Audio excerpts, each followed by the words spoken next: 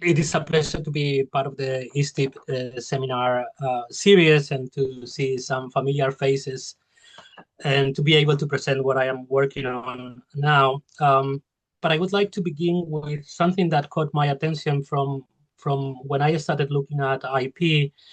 That is this phrase that is normally in textbooks and monographs on intellectual property that often describe the field as if it had evolved from a niche, narrow, obscure area practiced only by a handful of lawyers, and that then was transformed over the last few decades into a highly contested discipline.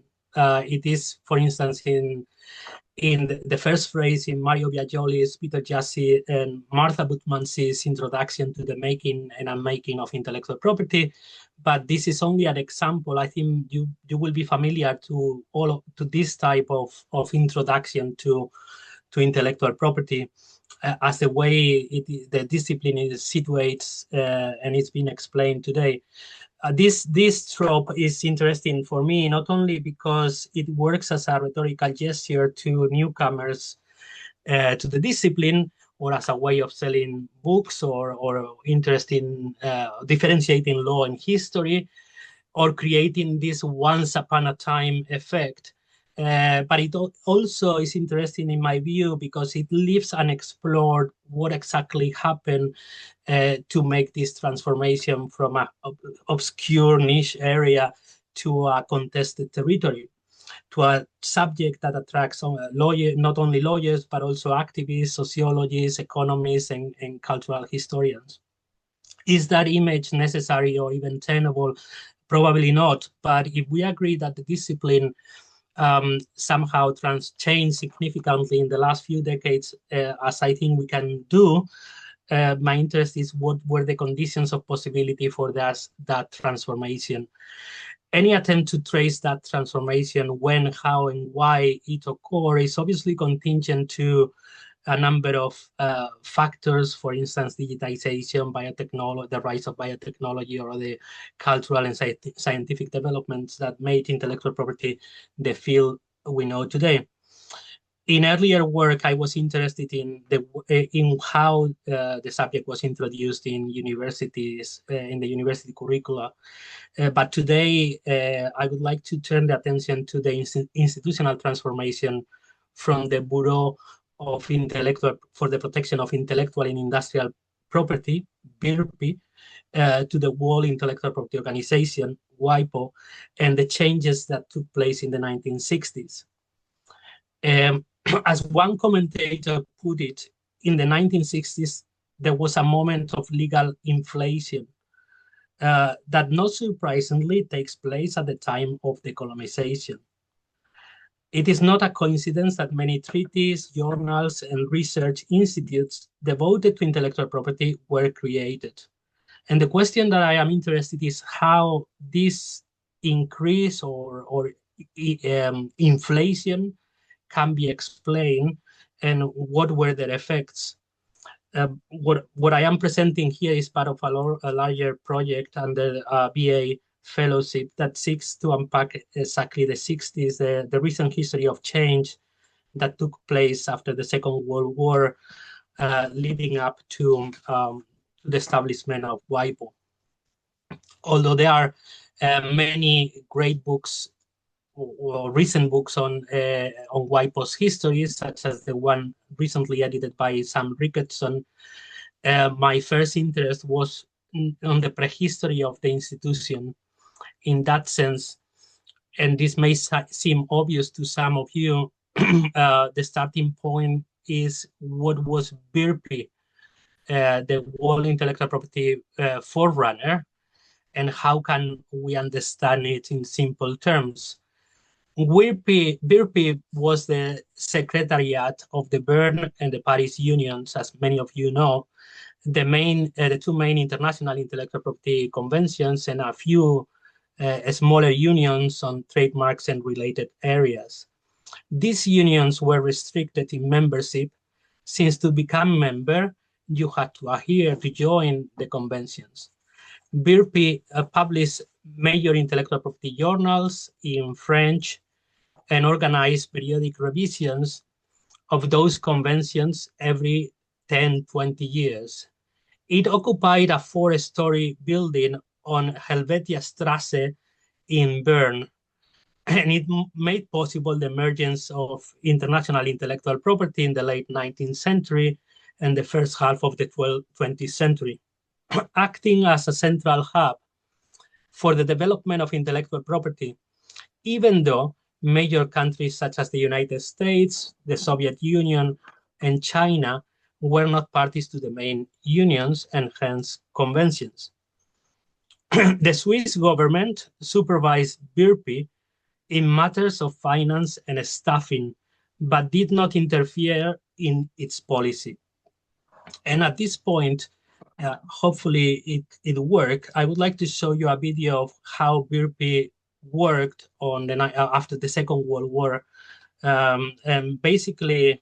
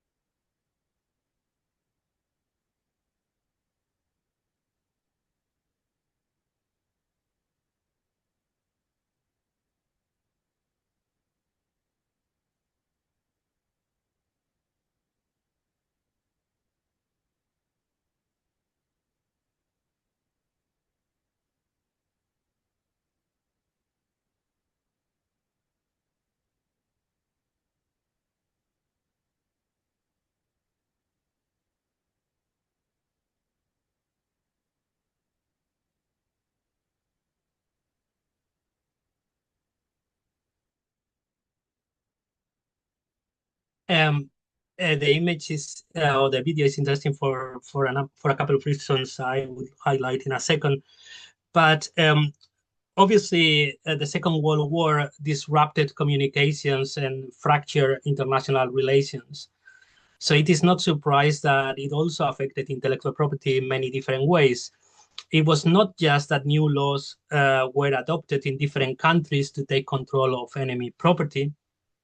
International collaborations and institutions and projects built around intellectual property fell apart. One venture that was affected was an encyclopedia of world copyright law, whose editor, Paul Dienstag, never saw it completed because he was killed in a concentration camp.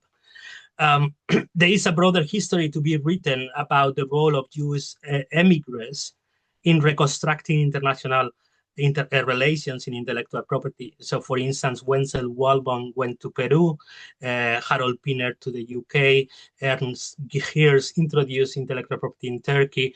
So there's I guess, for someone who is interested in working on this topic, a history of how this diaspora helped to introduce intellectual property in different countries. But what was the intellectual property wall after the Second World War? It was a wall fractured into blocks. And one of the most striking institutional features was the rise of United Nations agencies taking up an explicit interest in intellectual property related issues. Under UNESCO's impetus, for example, the Universal Copyright Convention was signed in Geneva in 1952.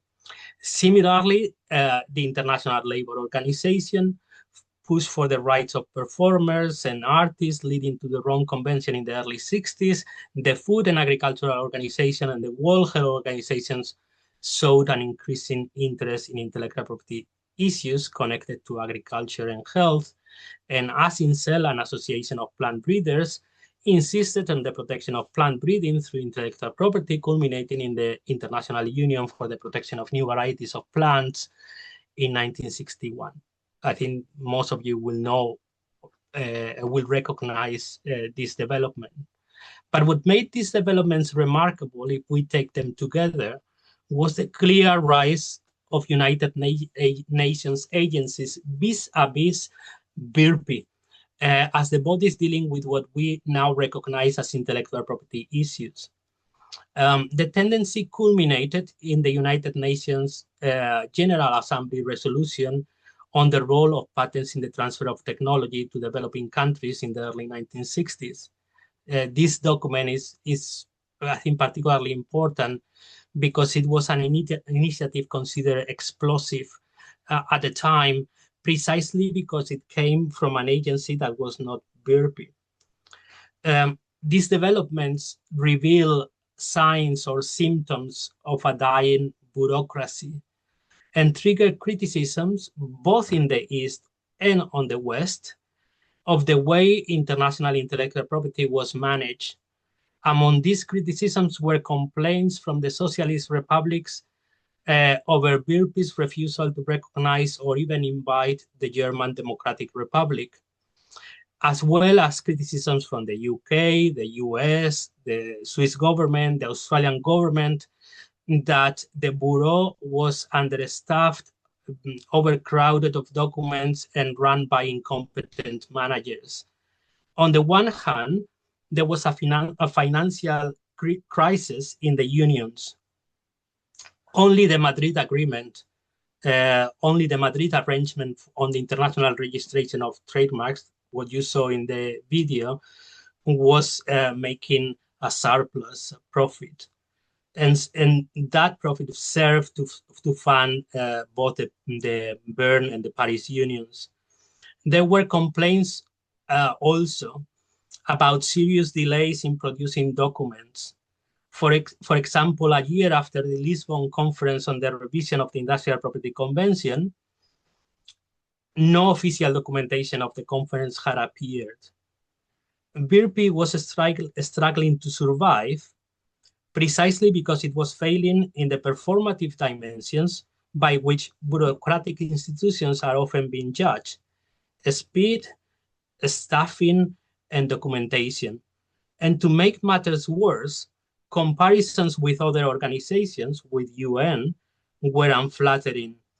At the Hague Conference on the Protection of Designs, most of the effective administrative work was made by UNESCO, that were only observers, supported by the US delegation and clerical staff from the Dutch Patent Office. And when UNESCO and BIRPI meetings coincided, some observers found that the contrast appalling. UNESCO worked quickly, drafting and producing documents in French, English, and Spanish, whereas BIRPI moved slowly and produced documents only in French. The UK controller of the Patent Office concluded that BIRPI needed to create an atmosphere of confidence and improve, since it was in active competition with UN divisions, for instance, UNESCO. Although there were legal safeguards, they could not hold forever, since many countries were dissatisfied with both the Berne and the Paris Unions. The question of language was also important, because the last issue that really made BIRPI situations critical was that the French had dominated BIRPI since its inception. And also, there was also a fear that the French government was going to move the international registration of trademarks to Monaco. And that would have meant the disappearance of BIRPI, since the only way it has survived, as I have said, was via the income from the Madrid Arrangement on the international registration of trademarks. By the mid-1950s, it was already clear that the only way BIRPI was going to continue was by restructuring the system of international intellectual property administration. And this meant giving more agency to member states, meeting more frequently, finding new headquarters, and reducing the supervision of the Swiss government. It also meant dealing with finances and with communication and public relations. On finances, an audit was set up to clarify the situation of BIRPI. On languages, we can see that in the early 60s, all of these publications from BIRPI started to be published in English as well. On the question of personnel, some argued, like the UK diplomats, that the director, Jack Secretan, had to go because he was unwilling to concern himself with the running of the bureau or to roll up his sleeves at times of pressure. The vice director also had to go because it was problematic that he had been allowed to combine his work with that of a private French organization.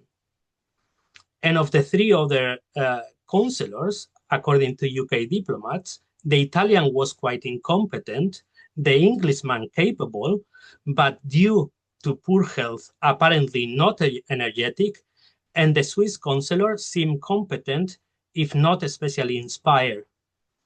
The troubled past of BIRPI was also bound up with colonialism, something that became more apparent when new independent countries emerged in the 1950s and in the 1960s. In fact, diplomatic negotiations show, for instance, the Indian diplomat reminding the UK controller of the Patent Office, William Wallace, to change his tone because we are no longer your colony. As a result, BIRPI, the reshuffle of BIRPI took place in the early 1960s and meant a change of personnel, a change of modes of bureaucratic engagement, and a vision of the future of intellectual property. It meant the appointment of the first non-Swiss director, a Dutch lawyer specialized in intellectual property, George Bodenhausen, and an expert on copyright as the Deputy Director General, Arpad Vox, a Hungarian, by then US citizen, described by many as an ambitious and ruthless character, and who later became the director of the World Intellectual Property Organization. What is interesting to me about these appointments is that they began to change the view of some diplomats who had been hesitant about the value of international intellectual property organizations, since up to the point it did not look like it was value for money. For that change, even small gestures meant a lot. For instance, the first speech given by Bodenhausen in Berlin in 1963 was to the satisfaction of some in English. Another factor that helped to change the perception that a new organization might be a good idea after all was to move BIRPI's headquarters from Bern to Geneva.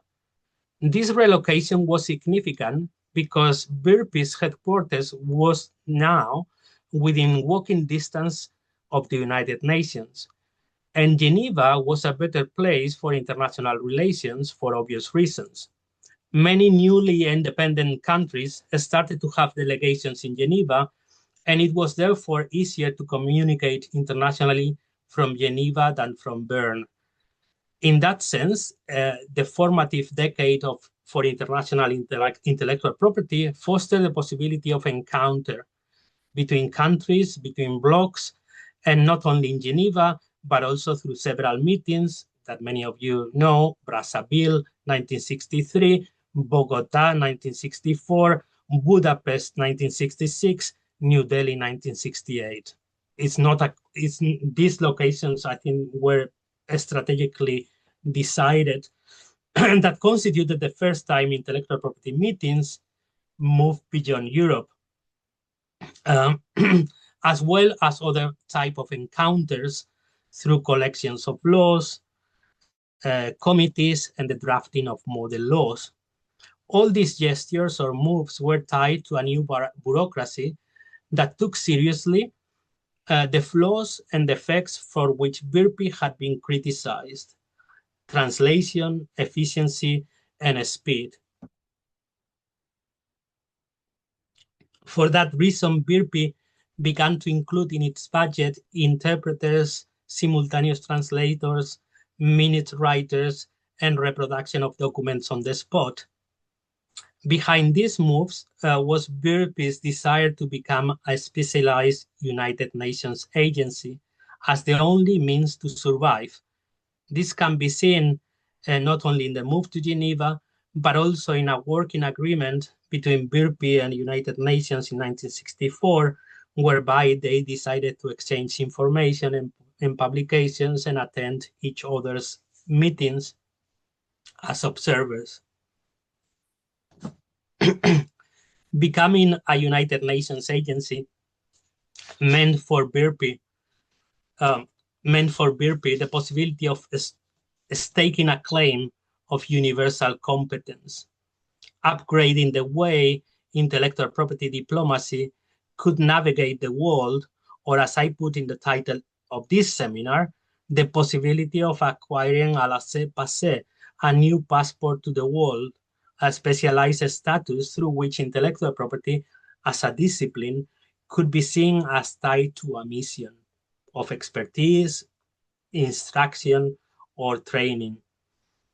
While this world originally envisaged a participatory international environment on the move, the effects of the reshuffle of BIRPI and the anxiety or struggle to become part of the United Nations family also carried several collateral effects. First, it prompted a vision of intellectual property orientated towards the future and not sufficiently equipped or perhaps interested in looking at sensitive issues such as the colonial past of many new independent countries. And it was a vision underpinned by a sort of administrative efficiency, the desire to avoid the criticisms that BIRPI had, aimed at technical neutrality, efficiency, and legal continuity that often avoided the problem of situating the discipline, projecting instead a field of law that is always installed in the future, as we can still see it today. The projection also had a concomitant consequence of not being able to address the problem of defining the boundaries of the discipline, an issue that we have also inherited, since many intellectual property regimes outside BIRPI existed and still are often not considered part of the field today. Second, so first is this type of trying to orientate always the discipline towards the future. Second, the struggle towards a new mode of engagement or internationalization was premised on the idea of models, classifications, and standards. This can be seen not only in the rise of model laws for developing countries on copyright, trademarks, patents, plant variety, but also in the way some treaties, such as the Locarno or even the revision of the Nice Agreement on trademarks, were negotiated and imagined. While this might be considered as just a technical issue, classification changes were often tailored to be suitable for efficient mechanized searches instead of a much more reflection on cultural orientated classification, etc. Third, the move required an attempt to legitimize itself quickly by doing many things at once. And that meant that several initiatives got into troubles or just failed. The paradigmatic examples of these failures could be the Working Group on Scientific Discoveries, the Trademark Registration Treaty, or the Vienna Agreement for the Protection of Typefaces in the early 1970s. Regarding this, the latter, the Vienna Agreement, BIRPI accused the Council of Europe of plagiarizing the draft of the convention. And then when BIRPI finally took over and organized a diplomatic conference and a treaty, it failed to attract signatories. And fourth, perhaps more importantly, as a high-rank United Nations diplomat highlighted, the problem of bringing intellectual property into the family of United Nations agencies, and the need to prevent BIRPI desire to transform itself into such an organization was not just that UNESCO and other United Nations agencies might be swallowed up. The problem, as he saw it, was basically twofold. On the one hand, it concerned the obscurity of the term technical assistance and its sudden transformation into an even more obscure term, as he saw it, that it was legal technical assistance. And on the other hand, he suggested that BIRPI efforts to get into United Nations activities was solely as a means to get new adhesions to their main international conventions, and had been driven largely by private interests and lobbyists, and therefore was, according to him, unsuitable for a specific United Nations agency. However, as we know, BIRPI became the World Intellectual Property Organization after the Stockholm Major Diplomatic Conference in 1967 and a specialized agency of the United Nations in 1974. While there is much more to be said about these few years and about the Stockholm Conference, it is important to say that, yes, it meant a pivotal moment in the history of intellectual property as we know it. For instance, it epitomized a moment evidencing how the small niche, this obscure area, had already been converted into a contested discipline. And it was already an example of how research institutes, for instance, the Max Planck Institute was created in the 60s, the SAPI IP Institute also 64, journals, and even the Times newspaper were all caught with the news of the significance of intellectual property, for better or worse. Thank you.